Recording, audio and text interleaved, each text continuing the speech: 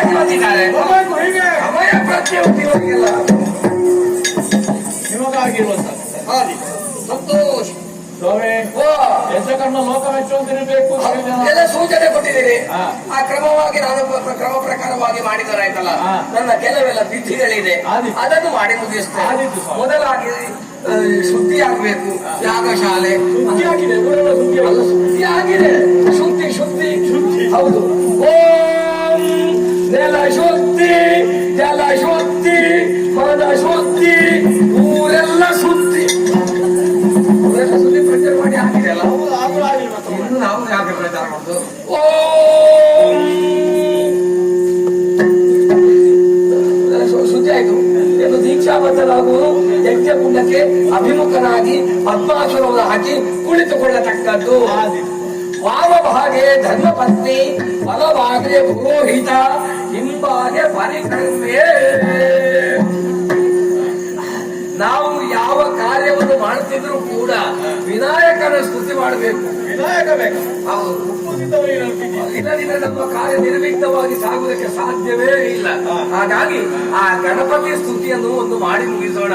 ಇಲ್ಲೇ ಇದ್ದಾರೆ, ಕೈ ಮುಗಿರಿ. ಓಂ ಗಜಾನನಂ ಭೂತ ಗಣಾದಿ ಸೇವಿತಂ ಕಪಿತ್ತ ಜಂಭೂಫಲ ಸಾರ ಭಕ್ಷಿತಂ ಉಮಾಸುತಂ ಶೋಕ ವಿನಾಶ ಕಾರಣಂ ನಮಾಮಿ ವಿಘ್ನೇಶ್ವರ ಪಾದ ಪಂಕಜೋ.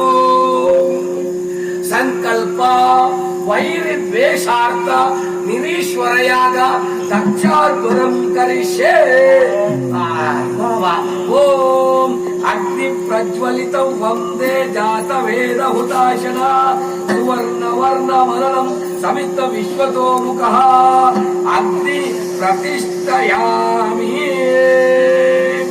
ಓಂ ಸರ್ವೇ ವೈ ಸುಖಿನಃ ಸಂತು ಸರ್ವೇ ಸಂತು ನಿರಾಮಯಃ ಸರ್ವೇ ಭದ್ರಾಣಿ ಪಶ್ಯಂತು ಮಾ ಕಶ್ಚಿತ್ ದುಃಖ ಮಾ ಭೂಯಾತ್.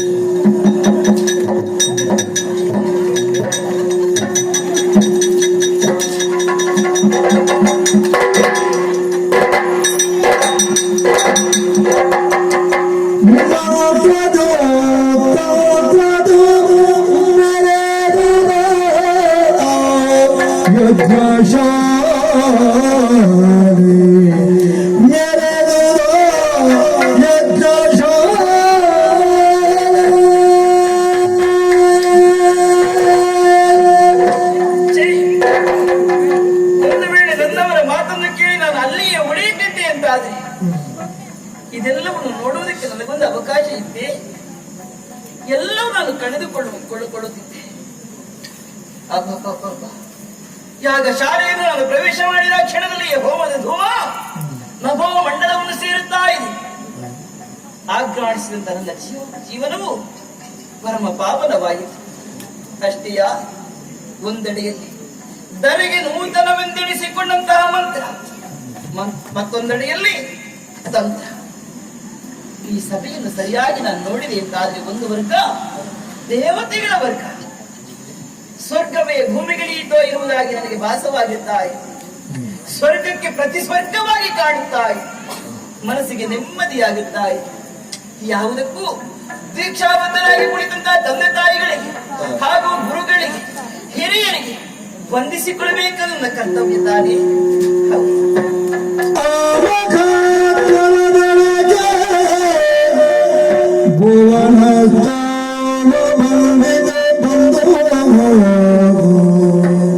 ಅಪ್ಪ, ನಿಮ್ಮ ಮಗಳು ದಾಕ್ಷಾಯಣಿ ಬಂದಿದ್ದಾಳೆ, ಆಶೀರ್ವಾದವನ್ನು ಮಾಡಿ. ನನ್ನ ಮಗಳು ಸತ್ಯ ಮಗಳಾಯ್ತು.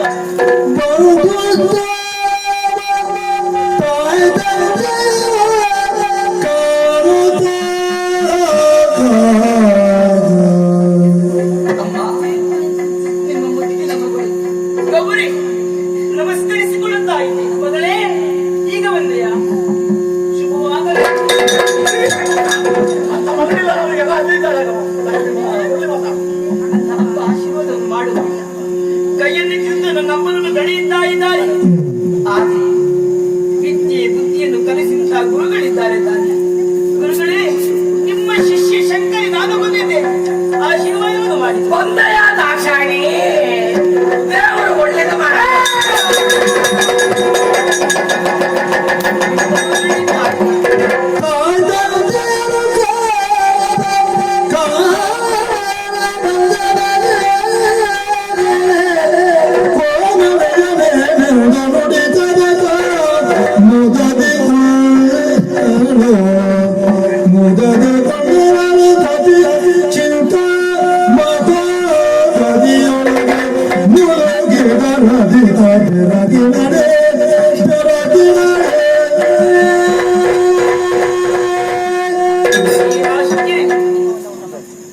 ಸಭೆಗೆ ಬಂದಂತಹ ವಿಚಾರ ಅರ್ಥವಾಗಬೇಕು. ಒಂದೆಡೆ ನಾನು ಮಾಡುವಂತಹ ಕರ್ತವ್ಯದಲ್ಲಿ ನಾನು ಮುಂದಾಗಬೇಕಿರುವುದಾಗಿ ಅಪ್ಪನಿಗೆ ನಮಸ್ಕರಿಸಿದೆ ಅಂತಾದ್ರೆ ಅಪ್ಪನ ತಿರಸ್ಕಾರ, ಅಮ್ಮನಿಗೆ ತಡೆ, ಅಮ್ಮನಿಗೆ ತಡೆ. ಅಕ್ಕಂದಿರು ಬಂಧು ಬಾಂಧವರೆಲ್ಲರೂ ನನ್ನನ್ನು ನೋಡಿ ಮುಖ ತಿರುಗಿಸ್ತಾ ಇದ್ದಾರೆ. ಇದಕ್ಕೆಲ್ಲದಕ್ಕೂ ಕಾರಣ ಇರುತ್ತ ನಾನು ನೋಡಿದೆ ಅಂತಾದ್ರೆ ಸುಮನಸರು ನಮ್ಮವರು ತಾನೆ. ನಮ್ಮವರು ಯಾವತ್ತೂ ನಮ್ಮಿಂದ ಆಗುವುದಕ್ಕೆ ಸಾಧ್ಯವೇ ಇಲ್ಲ. ಸುಮನಸರೇ, ನಿಮ್ಮ ದೇವರ ಹೆಂಡತಿ ನಾನು ಬಂದಿದ್ದೇನೆ. ನನ್ನ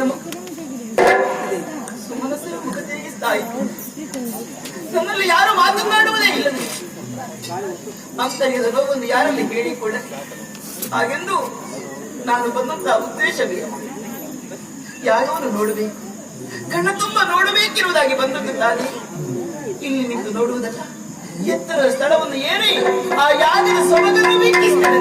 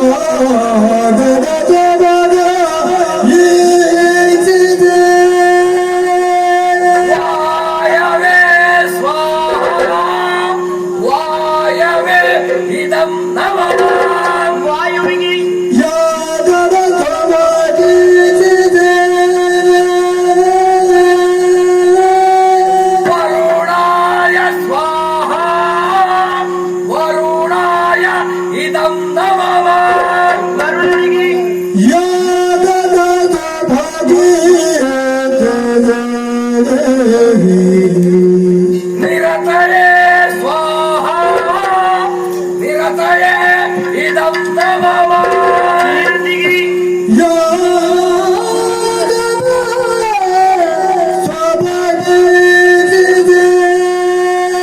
ಕುಬೇರಾಯ ಸ್ವಾಹ ಕುಬೇರಾಯ ಇದಂ ನಮಃ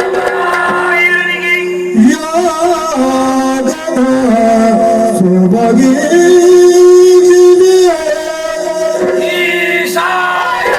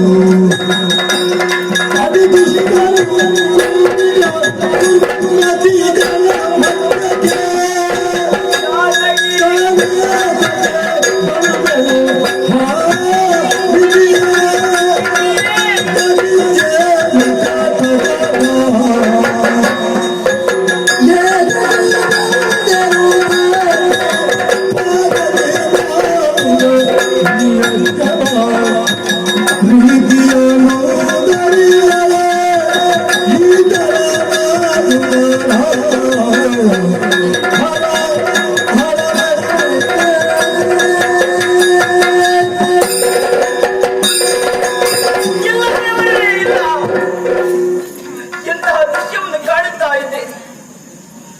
ನನ್ನ ಅಪ್ಪನ ಮನೆಯಲ್ಲಿ ಆಗುತ್ತಿರುವಂತಹ ಯಾಗದ ಸೊಬಗನ್ನು ಕಣ್ಣಾರೆ ನೋಡಬೇಕು, ನಮ್ಮೂರಲ್ಲಿ ಮಾತನಾಡಬೇಕು, ಅಪ್ಪನ ಕೈಯಿಂದ ಆಶೀರ್ವಾದವನ್ನು ಪಡೆಯಬೇಕು ಎನ್ನುವುದಾಗಿ ನಾನು ಆಸೆಯಿಂದ ಓಡಾಡಿಕೊಂಡು ಬಂದೇ ಇರ್ತಾರೆ. ನನ್ನ ಬಾಲಿಗಳಂತಹ ದುರ್ಗತಿ ಇದೆ ಸ್ವಾಮಿ, ದುರ್ಗತಿಯಾಗಿ ಹೋಯಿತೆ. ನಾನು ಯಾತಕ್ಕೆ ಬಂದೆನು ಈ ಪಾತಕಿ ಮಾಡುವ ಯಾಗಕ್ಕೆ ಅಪ್ಪ ಅಪ್ಪ ಇರುವುದಾಗಿ ಬಾಯಿ ತುಂಬ ಕರೆದು ಓಡಾಡಿಕೊಂಡು ಬರುತ್ತಾ ನನ್ನ ಪಾಲಿಗೆ ಕೊಟ್ಟಂತಹ ಮರ್ಯಾದೆ ಇಷ್ಟೇ ತಂದೆ, ಇಷ್ಟೇ ನೀನು. ಈ ಲೋಕದಲ್ಲಿ ಯಾರೇ ಆಗಲಿ, ಮೂರು ಲೋಕದಲ್ಲಿಯೂ ಶಿವನಿಗೆ ಅವಿರ್ಭಾಗವನ್ನು ಕೊಡಲು ಯಾವ ಯಾಗವೂ ನಡೆಯುವುದಕ್ಕಿಲ್ಲ, ಪೂರ್ಣಾಹುತಿ ಆಗುವುದಕ್ಕೆ ಸಾಧ್ಯವೇ ಇಲ್ಲ. ದುರ್ಮತಿಗಳು ಪಾತಕಿಗಳು ತುಂಬಿದಂತಹ ಸಭೆಗೆ ನಾನೇತಕ್ಕೆ ಬಂದೇನು, ಕೊಂದು ಕೆಟ್ಟೆನು ಇಲ್ಲ. ನನಗಾದಂತಹ ಸ್ಥಿತಿ ಯಾಕೆ ಬೇಕಾಗಿ ಆಯಿತೆನ್ನುವುದಾಗಿ ಸ್ಥಿರಯಾಗಿ ನಾನು ಆಲೋಚನೆಯನ್ನು ಮಾಡಿಕೊಂಡೇ ಸಾಧನೆ. ಗಂಡನ ಮಾತನ್ನು ಯಾವ ಕಾರಣಕ್ಕೆ ಹೆಂಡತಿಯಾದವಳು ಮೀರಿ ನಡೆಯಕೂಡದು. ಗೌರಿ ನೀನು ಹೋದ ಕೂಡದು ಓದಿ ಎಂದಾದ್ರೆ ಅಪಮಾನ ಕಟ್ಟಿಟ್ಟಂತಹ ಬುದ್ಧಿ ಹೇಳಿದರು. ನನ್ನವರ ಮಾತು ನನಗೆ ಪಥ್ಯವಾಗಿರಲಿಲ್ಲ. ನನಗಿದ್ದದು ಕೇವಲ ತವರು ಮನೆಯಲ್ಲಿರುವ ಅಭಿಮಾನ ಮತ್ತು ಸೆಳೆತ. ಅದಕ್ಕಾಗಿ ನಾನು ಓಡೋಡಿಕೊಂಡು ಬಂದೆ ಎಂದಾದ್ರೆ ಒಳ್ಳೆಯ ಬಹುಮಾನವನ್ನೇ ಕೊಟ್ಟಿರಲ್ಲ ನೀವೆಲ್ಲರೂ ಸೇರಿ, ಒಳ್ಳೆಯ ಬಹುಮಾನವನ್ನು ಕೊಟ್ಟಿರಿ ಅಲ್ಲ.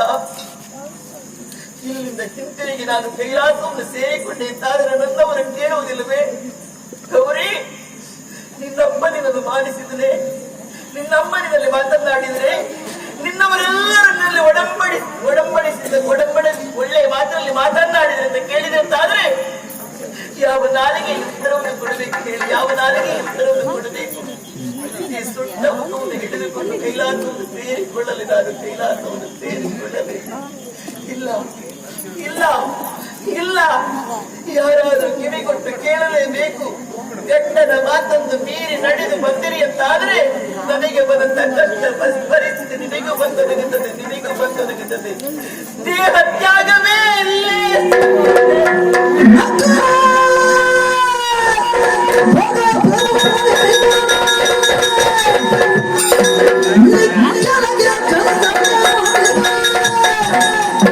ಮಿಕ್ಕ ಮೊಣಗಳು ಸುವರು ಕಿರಣಗೆ ಸೂಸಲೀಕ್ಷಿಸುತ್ತ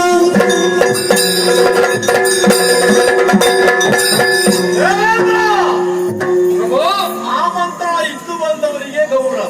ಹೌದು. ಇಲ್ಲದೆ ಬಂದವರು ಇರ್ಬೇಕಾದಲ್ಲಿ ಇರ್ಬೇಕಾಯ್ತು. ಈ ಮಧ್ಯೆ ಬಂದು ಅಳ್ತಾ ಇದ್ದಾರೆ ಅಂತಾದ್ರೆ ಹಾ.